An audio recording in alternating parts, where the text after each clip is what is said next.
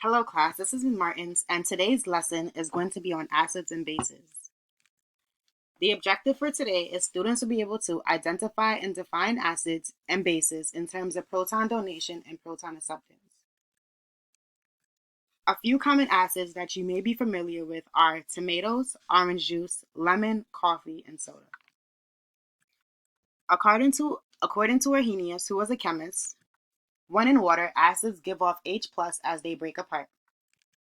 H plus is also known as a hydrogen ion or a proton.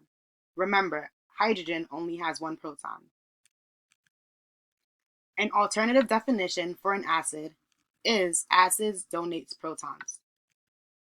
You have to be an acid to donate a proton. This can be a saying that you can use in order to recall the definition of an acid. This definition was created by Bronsted and Lowry, two scientists. Table K has a list of common acids that you may need to remember for certain exam questions. As you may note, each of these acids start with an H, with the exception of carbonic acid and ethanoic acid, which has chemical formulas that do not begin with an H. You always have access to table K, so just make sure that you double check if any question asks whether a certain chemical formula is an acid or a base to check this table. Some bases are common household cleaners such as bleach, milk of magnesia, baking soda, cucumbers. Bases. Arrhenius' definition of a base is when in water, bases give off OH minus as they break apart. OH minus is also referred to as a hydroxide ion. An alternative definition for bases are that bases accept protons, so they accept H plus. This is the Bronsted-Lowry definition. Table L is where you can find a list of common bases. If you note by looking at these chemical formulas, most of these bases have an OH in them, an hydroxide ion. This can be a quick way to determine whether a chemical formula is an acid or a base.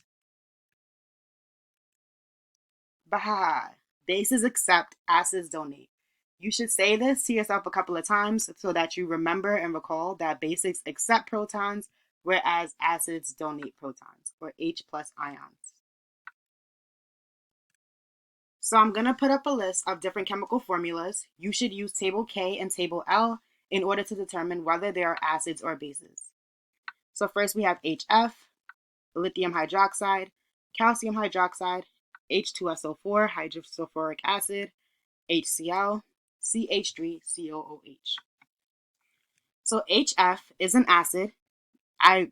By checking table K, you can find this, or you can also note that HF begins with an H. LiOH has an OH inside of it, which is a hydroxide. So this is in base. You can also find that on table L. CaOH2 has an hydroxide, so we could determine that this is a base. H2SO4 is an acid. We can find this on table K. HCl begins with an H, so we could determine that this is an acid. The only confusing one here would be CH3COOH, and if you double check on table K, you could find that this is ethanoic acid, otherwise known as acetic acid. So make sure that you're double checking the tables in order to determine whether a chemical formula is an acid or a base. Yes, we can use our shortcut of looking for the beginning of an H or an OH within the formula, but as you can see in this example, that didn't work, so always refer back to table K or table L. So, nowadays, we can zoom in closer to examine the actual exchange of H plus ions. A team of chemists, Bronsted and Lowry, determined that acids always donate or lose hydrogen ions, while bases always accept or gain hydrogen ions. So we have two different chemical equations, and we're going to determine whether it's an acid or a base. So for our first equation, we have H3PO4, and it turns into H2PO4. We're trying to determine what is going on during this chemical equation. So we're starting off with 3 hydrogens, and we're ending up with 2 hydrogens. We have donated a proton, therefore this is an acid. H3PO4 is acting as an acid. NH3 going to NH4, we're starting off with 3 hydrogens, and we're ending up with 4 hydrogens. NH3 has accepted a proton, so that is going to be a base. An acid can be defined as in.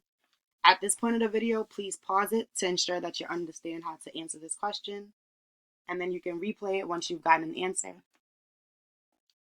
So if you recall, an acid is a hydrogen donor, so the answer is 1, H plus donor.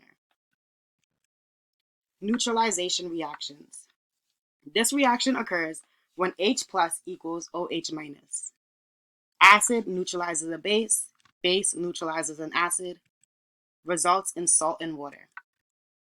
HCl plus NaOH yields NaCl plus H2O. So this is an example of a neutralization reaction. In the last unit, I taught you guys about different chemical reactions such as synthesis reactions, double replacement reactions, single replacement reactions, combustion reactions. Neutralization reaction is just another type of chemical reaction.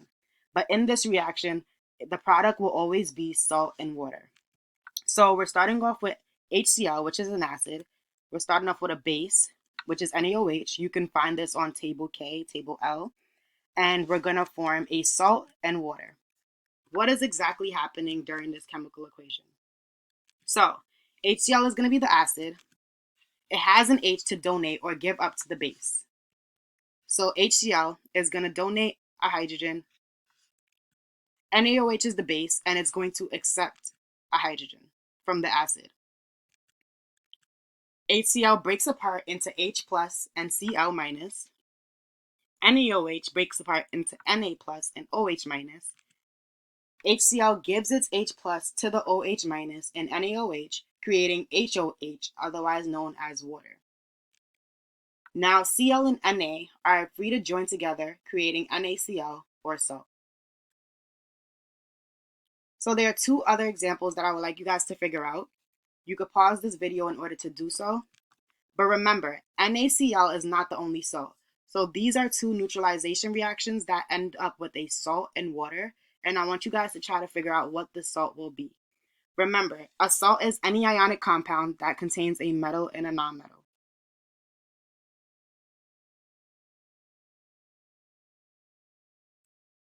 So the first salt that we're going to create is KBr. HBr is the acid, KOH is going to be our base, and the salt that we form is KBr. K is a metal and bromine is a nonmetal. In the second equation, our salt that we form is KNO3. Potassium is going to represent the metal, and NO3 is our polyatomic ion that is going to represent our nonmetal.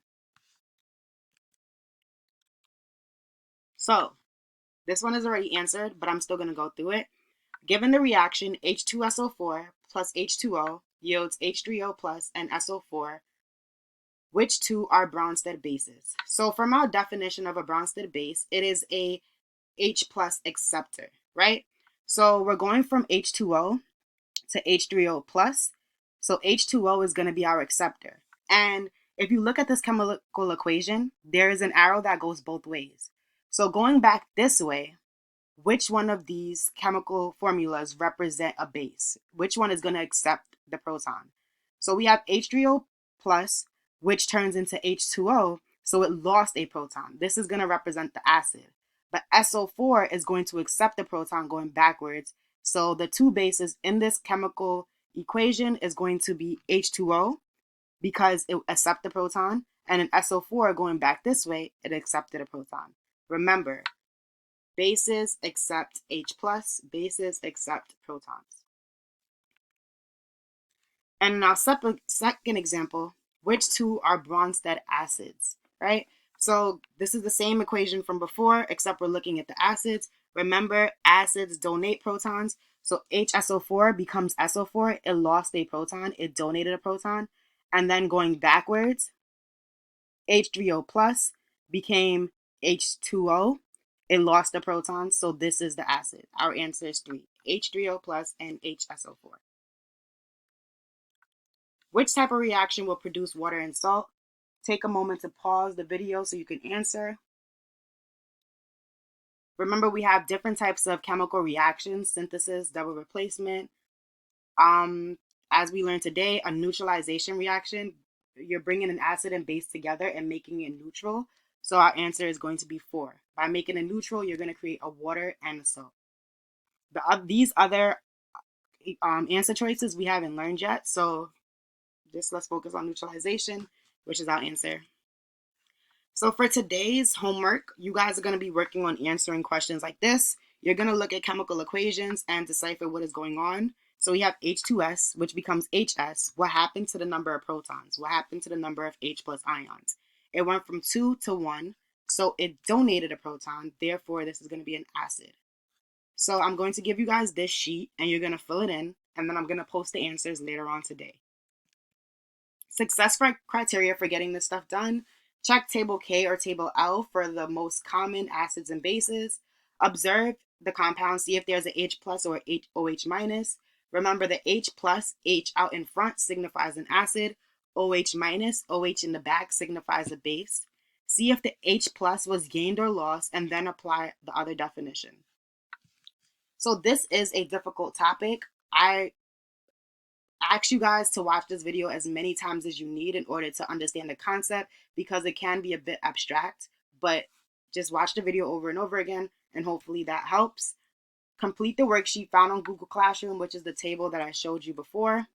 I will post the answers later in the day. I'm going to post it as late as possible just to ensure that you guys are able to try to figure it out on your own first. If you have any questions, email me or write in the comments of Google Classroom. Remember, I'm always here for you if you need it. Stay safe and be well. Hope you guys enjoy your day. Thank you so much.